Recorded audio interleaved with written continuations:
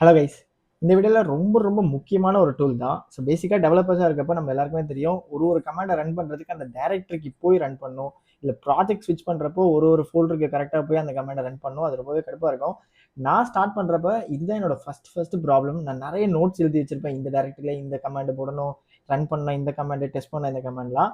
அதை சால்வ் பண்ணுறதுக்கு தான் நான் ஆக்சுவலாக ஒரு எம்ஐடி ப்ராஜெக்ட் கிரியேட் பண்ணியிருக்கேன். இந்த எம்ஐடி ப்ராஜெக்ட் கண்டிப்பாக உங்களுக்கு யூஸ் ஆகும். இந்த பர்டிகுலர் ரெபாசிட்டரி பற்றி நம்ம பார்க்க போகிறோம். ஸோ இது ஒரு எம்ஐடி ப்ராஜெக்ட். நீங்கள் வேணாலும் இதை ஃபோர்க் பண்ணி உங்களுக்கு ஏற்ற மாதிரி நீங்கள் மாற்றிக்கலாம். கண்டிப்பாக இந்த ப்ராஜெக்ட்டுக்கு ஒரு ஸ்டார்ட் பண்ணுங்கள். ஸோ தட் இதில் ஏதாவது அப்டேட் வந்தாலும் உங்களுக்கு உடனே வந்துட்டு அந்த அப்டேட் ரிசீவ் ஆகும். நான் ஆல்ரெடி சொன்ன மாதிரி அலைஸ்மெண்ட் ரொம்ப முக்கியமான ப்ராப்ளம் சால்வ் பண்ணுது. ஸோ பேசிக்காக நீங்கள் ஒரு கமாண்டை ரன் பண்ணும் அந்த ஃபோல்டருக்குள்ள சிடி பண்ணி போய் ரன் பண்ணுறது எப்பயுமே மறக்கக்கூடிய விஷயம். அதை நம்ம ஈஸியாக இதை வச்சு சேவ் பண்ணி ரீரன் பண்ண முடியும். ஓகே, இதை சிம்பிளாக நம்ம இந்த பர்டிகுலர் கமாண்டை காப்பி பண்ணி நம்ம டெர்மினலில் பேஸ்ட் பண்ணி நம்ம இன்ஸ்டால் பண்ணிக்கலாம். ஸோ இதுக்கு நீங்கள் npm இன்ஸ்டால் பண்ணி வச்சிருக்கணும், இல்லை நோடு உங்களோட கம்ப்யூட்டரில் இருக்கணும். ஸோ இங்கே நமக்கு இந்த பேக்கேஜ் இன்ஸ்டால் ஆயிடுச்சு. ஸோ இதை கன்ஃபார்ம் பண்ணிக்கிறதுக்கு நம்ம அலைஸ்மெண்ட் அப்படின்னு சொல்லிட்டு கொடுத்து பார்க்கலாம். சூப்பர். நமக்கு வந்துட்டு நிறைய இன்ஃபர்மேஷன் சொல்லுது.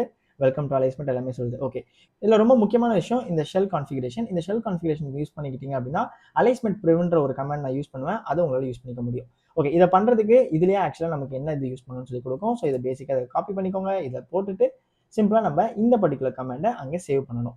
ஓகே, நான் ஆல்ரெடி நோட் மாடியூல்ஸ் இதெல்லாம் வச்சிருக்கேன். ஸோ இங்கே நான் இதை சேவ் பண்ணிக்கிறேன், இதை எக்ஸிட் பண்ணிடுறேன். ஓகே, அண்ட் அதுக்கப்புறமா இதை வச்சு நம்மளோட டெர்மினலை ரெஃப்ரெஷ் பண்ணிக்கலாம்.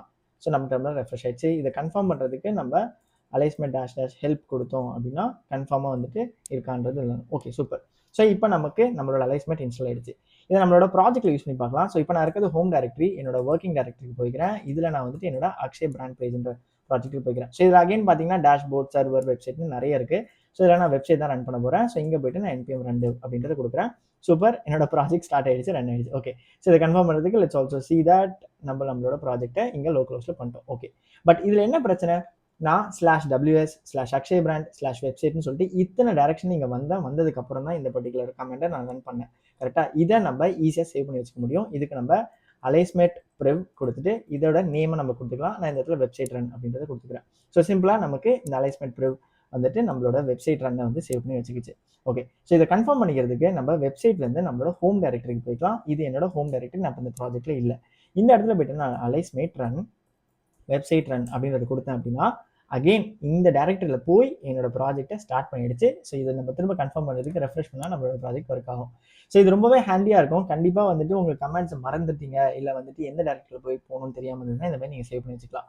இன்கேஸ் என்னென்ன கமெண்ட்ஸ்லாம் இருக்குது அப்படின்னு தெரிஞ்சுக்கிறதுக்கு நீங்கள் சிம்பிளாக வந்துட்டு அலைஸ்மெண்ட் எல்எஸ் அப்படின்றத கொடுத்தீங்க அப்படின்னா என்னென்ன கமெண்ட்ஸ் இருக்குன்னு தெரியும். இதில் ரொம்ப முக்கியமாக இந்த எல்எல்எம் கமெண்ட்டை நான் வந்து யூஸ் பண்ணிகிட்டே இருக்கேன். ஏன் அப்படின்னா இப்போ நம்ம எல்லாருமே கோடிங் ஏஜென்ட்ஸ் யூஸ் பண்ணுறோம், இல்லை வந்துட்டு ஏதாவது விதத்தில் ஏஐ யூஸ் பண்ணுறோம். ஏஐயும் இதே மாதிரி கமெண்ட்ஸை யூஸ் பண்ணும், இதே மாதிரி லொக்கேஷன்ஸ்க்கு கரெக்டாக நேவிகேட் பண்ணி போகணும். கரெக்டாக அதுக்கு நம்ம ஏஐ கிட்ட இந்த அலைஸ்மெண்ட்ன்ற லைப்ரரி எப்படி யூஸ் பண்ணணும்னு சொல்கிறதுக்கு இந்த பர்டிகுலர் கமெண்ட்டை யூஸ் பண்ணலாம். ஸோ எல்எல்எம் அலைஸ்மெண்ட் ரன் எல்எல்எம் அப்படின்னு கொடுத்தீங்கன்னா ஒரு டெக்ஸ்ட் ஃபைல் உங்களுக்கு கிரியேட்டாக இருக்கும். ஸோ இந்த டெக்ஸ்ட் ஃபைலை தூக்கிட்டு போயிட்டு நீங்கள் உங்கள் எல்எல்எம்கிட்ட கொடுத்தா கம்ப்ளீட்டாக அலைஸ்மெண்ட்டை பற்றி எல்லாமே தெரிஞ்சுட்டு அலைஸ்மெண்ட்டை அதை யூஸ் பண்ண ஆரம்பிச்சிடும்.